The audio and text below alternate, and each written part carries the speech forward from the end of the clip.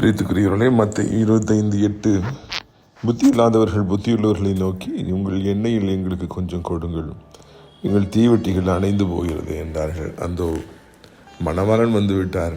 புத்தியுள்ள கன்னிகைகளுக்கு extra oil இருந்ததுனால, அவங்க கொண்டு வந்ததுனால உள்ளே போகிறாங்க. அப்படியாக ஆயத்தமாக இல்லாமல் புத்தி இல்லாமல் வந்தவர்களுக்கு எண்ணெய் இல்லாதபடினாலே இரவல் கேட்பதை, கடன் கேட்பதை இங்கு பார்க்கின்றோம்.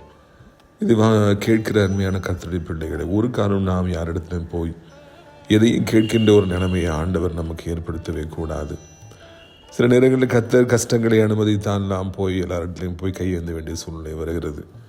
ஆனால் இங்கு இவர்கள் கையேந்துவதற்கு கஷ்டம் காரணம் கிடையாது, இவங்க ஆயத்தமின்மை தான் காரணம். இரண்டு விதமான காரணங்கள் மனிதர்களை கையேந்த வைக்கின்றன, கடன் கேட்க வைக்கின்றன. நாம் எந்த நிலைமையில் நிற்கின்றோம் என்று சொல்லி நாம் யோசித்து பார்க்க வேண்டும். புத்தியாய் வாழ கற்றுக்கொள்வோம். ஆண்டவர் தாமே அந்த புத்தியை நமக்கு தருவாராக. இன்னொன்று, கர்த்தர் நமக்கு இப்படியாக கையேந்த வேண்டிய சூழ்நிலைகளை ஒரு நாளும் அனுமதிக்க கூடாது என்று ஆண்டவரத்தில் கெஞ்சுவோம். கடன் வாங்காத வாழ்க்கை நிம்மதியான வாழ்க்கை, கையேந்தாத வாழ்க்கை கம்பீரமான வாழ்க்கை, அப்படிப்பட்ட வாழ்க்கையை ஆண்டவர் தன்னுடைய பிள்ளைகள் ஒவ்வொருவருக்கும் கொடுத்து அவருடைய ஆசீர்வதிப்பாராக. நீயோ கடன் வாங்காதிருப்பாய், கடன் கொடுப்பாய் எனப்பட்ட வார்த்தை நம்முடைய வாழ்க்கையிலே நிறைவேறுவதாக. கர்த்தர் உங்களை ஆசீர்வதிப்பாராக. ஆமென்.